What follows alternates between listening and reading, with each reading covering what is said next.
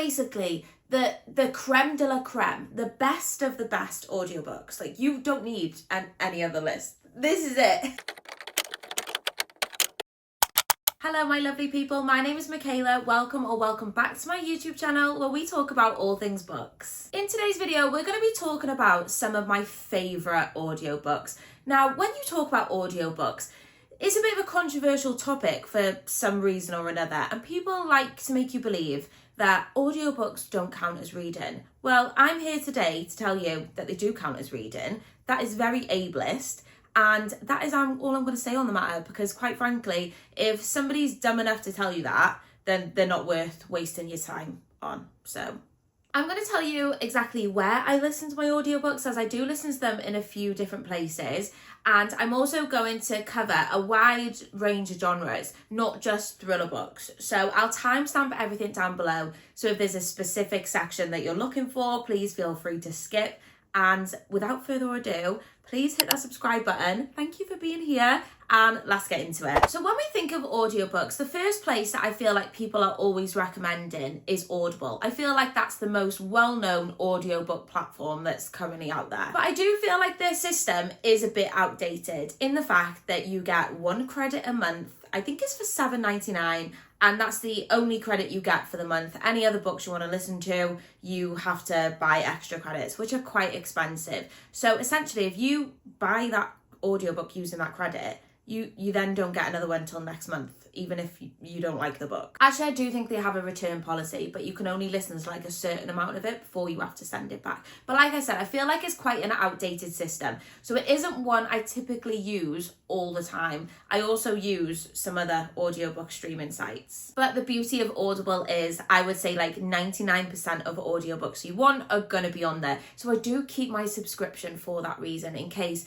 the audiobook that I want isn't available on any of the other streaming sites I'm going to talk about. My favourite audiobook platform is actually BookBeat, and I feel like now maybe I've been a subscriber for them for like 9 months, and I absolutely love them for the reason that you get hours instead of credits. And the reason I like that format a lot more is because I typically like to tandem read my books. So if I'm reading a book physically and I'm like really into it, I want to listen to the audiobook like when I can't physically read a book. So I like that because I can dip in and out, and I'm not committing to use a credit on a full book. It's done by hours. So on BookBeat, you get 40 hours of credits to use on any of their books for $10.99 a month. So I think that's a really affordable option. They also have other options. So I think they've got like a 20-hour one, which is like $6.99. And I think they have one for like 100 hours, which, I mean, if you're an audiobook gal or boy, that is perfect. The only catch with it is not every audiobook is on there. They do have such a good selection. Like, don't get me wrong, the selection is incredible. They have so many new releases on there, but not every audiobook is on there. So that's the only downfall. And I do think they are actually only available in the UK. Don't quote me on that, but I think that's right. I do have a code with them, which if you do use it, I do get a small commission. So if you choose to do it, thank you. And that will get you 90 days of free audiobooks, or 40 hours, I think it is. I'll put all the details in the description down below. Like I said, if you want to use my affiliate link, thank you. If not, I completely understand. But everybody loves a free trial, right? So you can try it and see if it works for you. I also use Spotify, and Spotify, you get 15 hours of free audiobooks if you have a premium subscription. So this is something that is just included in my Spotify membership. I did have a Spotify music membership, and it's quite like a new thing that they've done, which again is great because it's done on hours and not credits. So if I'm looking for a book that I just want to dip into, most of the time I will use Spotify if it's not available on BookBeat. And the last book I try and get my audiobooks from is Libby. Now, in the UK, at least my local library, the selection's not great, I'll be real with you. And quite a lot of the time they have long waiting lists, and I don't want to wait. So I will always check it out because we should be supporting our libraries, but I don't regularly get my books from there. But I know in America your system is like a lot better. I don't know about Canada, but I definitely know America, so I mean, I'm jealous. But Libby is an option as well, and that is completely free. if you join your library. So they're all the places that I typically listen to my audiobooks. But if you know of any other ones, any other websites that are really good, please leave it in the comments. I would love to know about more. We're going to start out with thrillers because let's be real, thriller books are my jam. But like I said, all the genres will be timestamped below, so skip to what interests you most. And let's start out with the best. Let's start out with the best audiobook I think I've ever listened to in my life. And that is Lisa Jewell's None of This Is True. This audiobook is a production. Is there awards for like the best audiobooks? Because if there was, this would win it. This is full cast, sound effects.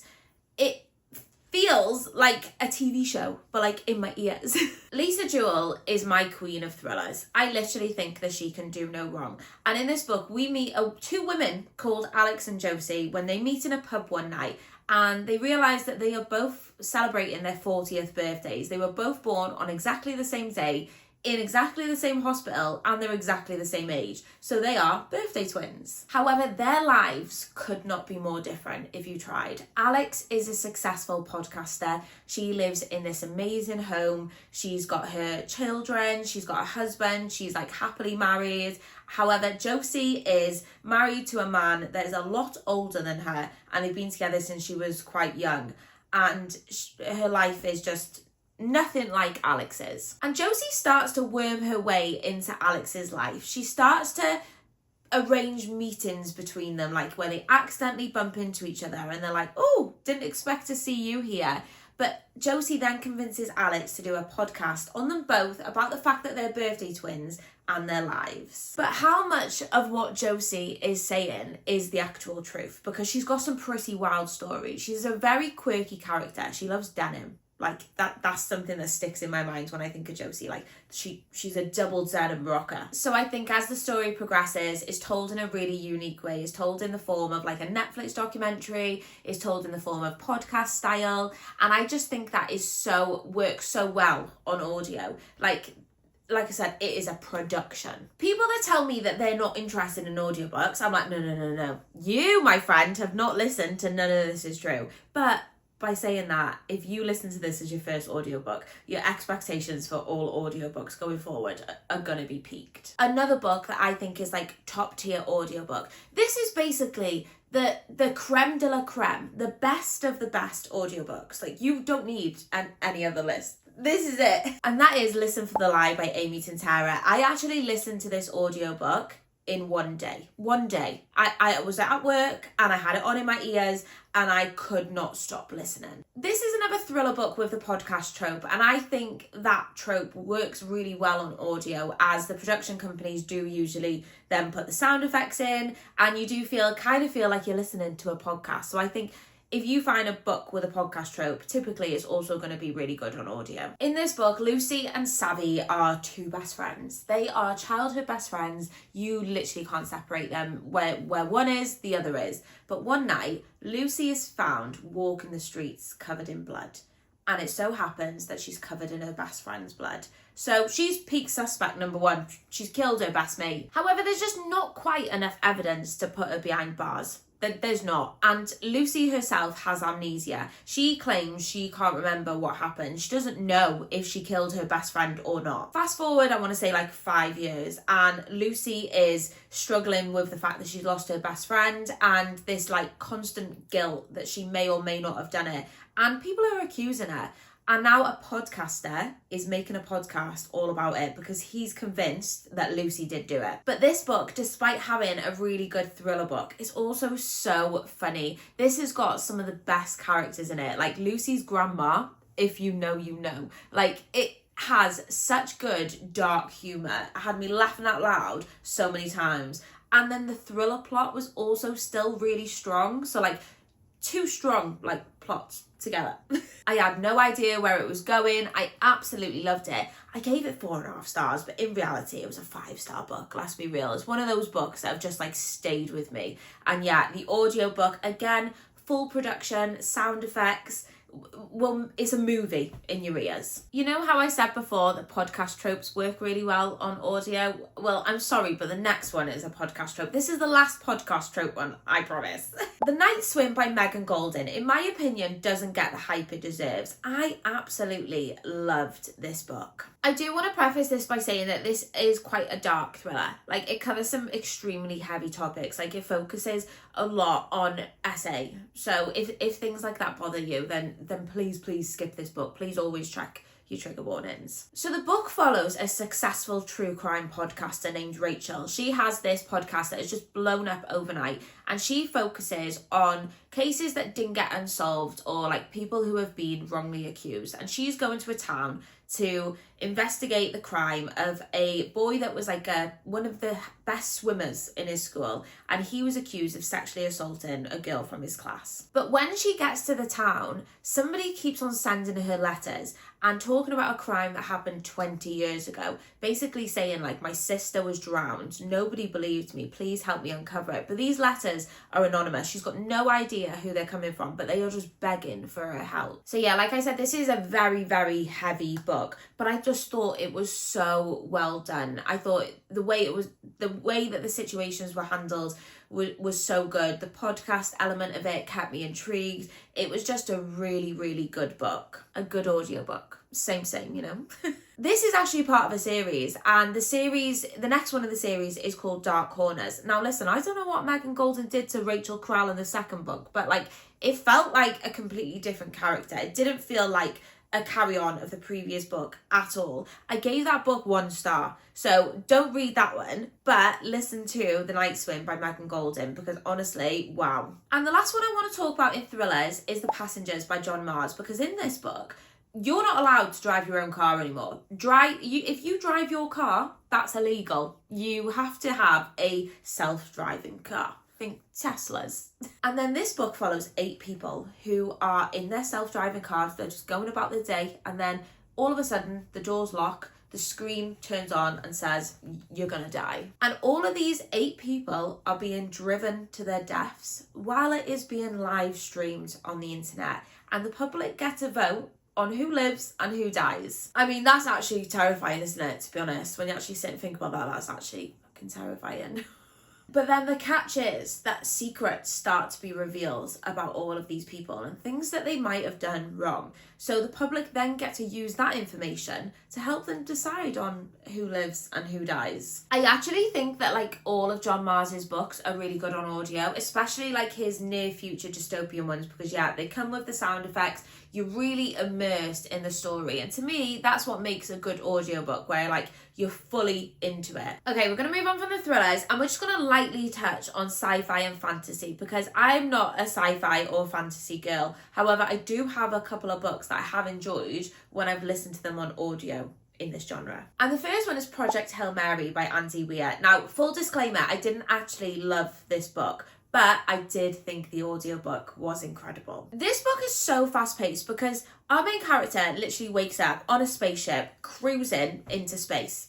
Literally, he's on his own on a spaceship, and he is going full throttle into space, and he's got no idea what he's doing there. He's got amnesia, he can't remember anything. So he starts to have a look around, and he realises that the crew that are on this mission with him are dead. He's the only one alive, and he starts putting the pieces together and realises that the face of humanity is dependent on him. He's got to save the world. And the reason I didn't personally like this book is it was too much sci-fi for me. I don't feel like I'm clever enough. Like, sometimes it just doesn't go in my brain, you know? And I'm just like, I've got no idea what happens. But the audiobook did keep me engaged. I just had no idea what was going on. But that's definitely a me problem and not the books. It's a me problem. But I wanted to include this in here because I know so many people love sci-fi, and so many people also agree that the audiobook is the best way to read this book. And for my fantasy recommendation, I actually want to recommend to you 2 of my favourite books of all time. And they are The House in the Cerulean Sea and Somewhere Beyond the Sea. And now, I read The House in the Cerulean Sea physically.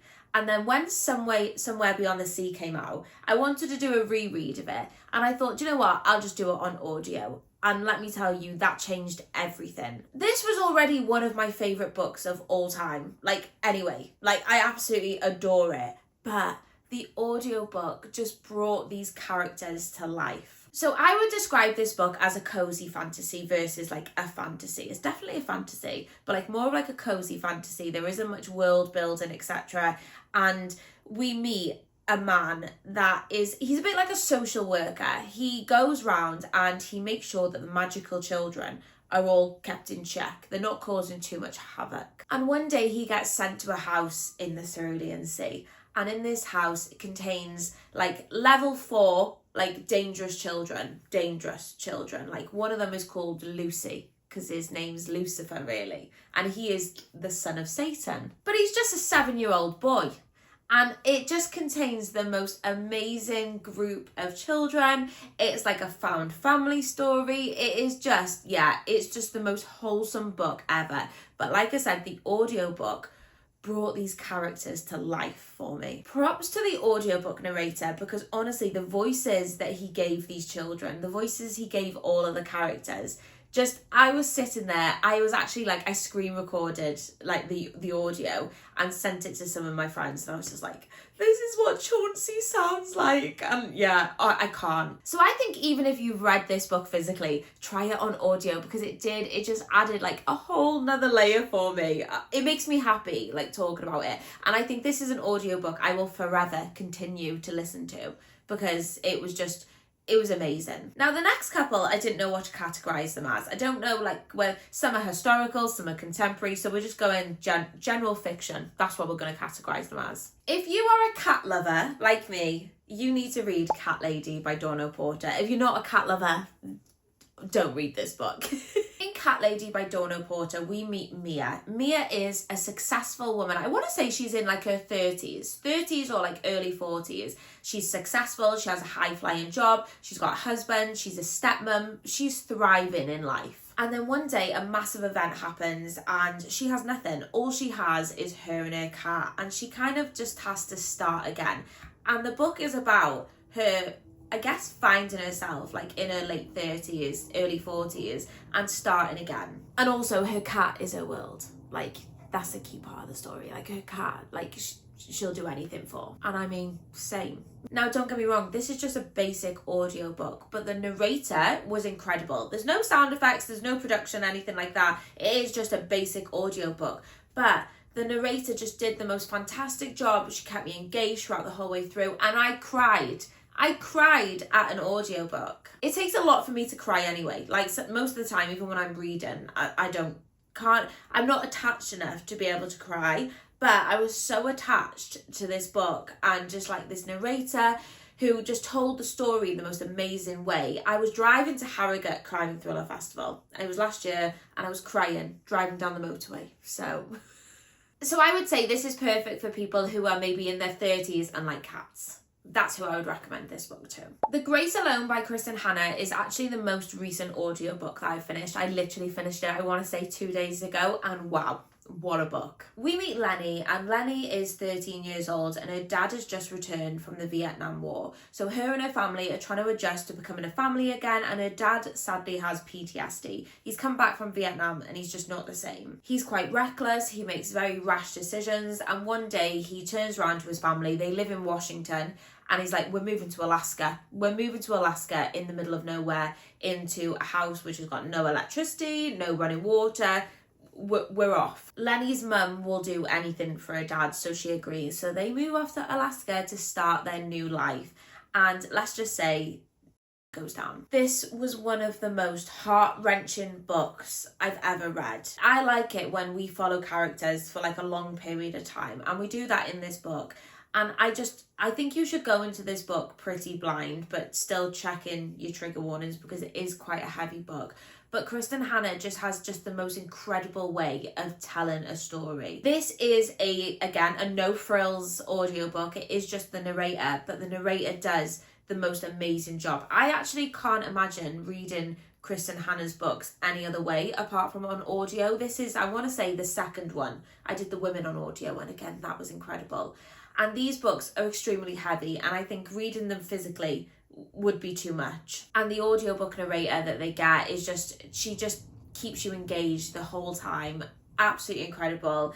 made me cry again. There's 2 books in a row that have made me cry, and that's coming from somebody that is not a crier. This book is incredible. It was an easy 5 stars. It was just like no question. I loved it. Daisy Jones and the Six by Taylor Jenkins Reid is again one of the best audiobooks I've ever listened to. It's actually so good. I actually don't think that I could ever see myself reading it physically. Like, it feels like it should have just been like an audiobook only book. It is that incredible. It tells the story of a band that were like huge in the 70s, Daisy Jones and the Six. I'm talking like the Beatles level huge. They were the one band that everybody loved. And then one day they just threw the towel in and were like, we're quitting, we're off. And nobody ever knew why. But it's now like a few decades later and they're ready to do a tell-all. They're going to sit down and they're going to tell everybody what actually happened and what made them quit. And it's just all juicy gossip. So yeah, because it's told through like the interviews, because it's told through like transcripts, it's full sound effects. And yeah, you could convince me that it was a real story. If I didn't know that this was fiction, I would have no clue. Taylor Jenkins Reid just has this most magical way of like casting characters so much that you think that they are real people. Who else is excited for a next release atmosphere? Oh my god, I can't wait. I pre-ordered it today. I'm not sure what genre I would class The Favourites by Lane Fargo as. Yeah, I'm not really sure. I've seen some people are saying it's like a mystery thriller because of her previous books, but it's definitely not. People are saying it's a love story. I disagree. It's so much more than that. Contemporary fiction? I don't know. This follows the story of a girl and a boy who are ice dancers. And Katerina, our main character, she wants nothing more than to be an Olympic ice dancer. That's her life goal, and she will not stop until she gets there. As the book's being told, you know that something happens, and you're kind of leading up to that. You're following these characters for a huge span of their lives. People are sitting down and doing interviews throughout the books, and like you can hear like the ice skating in the background. Like, it was just a full immersive story. I actually half read this on audio and half read it physically, but I know I'm going to reread this book one day and I will be doing it on audio. I just want to finish on a couple of non-fiction because I am not a non-fiction girly, really. But if I do non-fiction, I do it on audio. And these are 2 that are standout books that I think you need to read. The first one is Unnatural Causes by Dr. Richard Shepherd. Now, Dr. Richard Shepherd was the UK's top forensic pathologist. He conducted autopsies on the most high-profile cases. We're talking Princess Diana. He did her autopsy. He got flown out to assist with the 9/11 tragedy. He worked on, some of the most high-profile cases, and this is him talking about his career. He talks about the cases that he worked on, like some that you may or may not be familiar with, and he talks about his struggles as a forensic pathologist and eventually what seeing that level of like destruction will do to a person. He actually narrates the audiobook, and this is typically why I like to listen to non-fiction on audio, as the author is usually the narrator, and I feel like they really get the story across like how they want it to come across. He does actually have a second book out, which I'm going to be reading soon as well, and again I will be doing it on audio. And next we've got Smoke Gas in Your Eyes by Caitlin Doherty. Caitlin Doherty is from YouTube. She is the YouTuber called Ask a Mortician, and she is a mortician. Well, she was. So not only does Caitlin talk through her time as working on as a mortician, she also talks about the history of death in different cultures. And I found that so interesting in like how different religions, how people from different parts of the world, how they all treat death. And it's quite a morbid subject, I'm aware of that, but I do just find it so interesting. And the way that Caitlin tells the book, I think is so interesting. I've seen a lot of people say that they wish it was like more focused on the mortician side of it, but I actually really enjoyed the history side of it and learning. And obviously she narrates the audiobook. And they are some of my favourite audiobooks. Some, not all. If you like this video and you want to see a part 2, please let me know, because honestly I have so many audiobook recommendations. Thank you so much for being here. I appreciate you. Please hit that subscribe button. Please give it a like if you found it helpful, and I shall see you next time.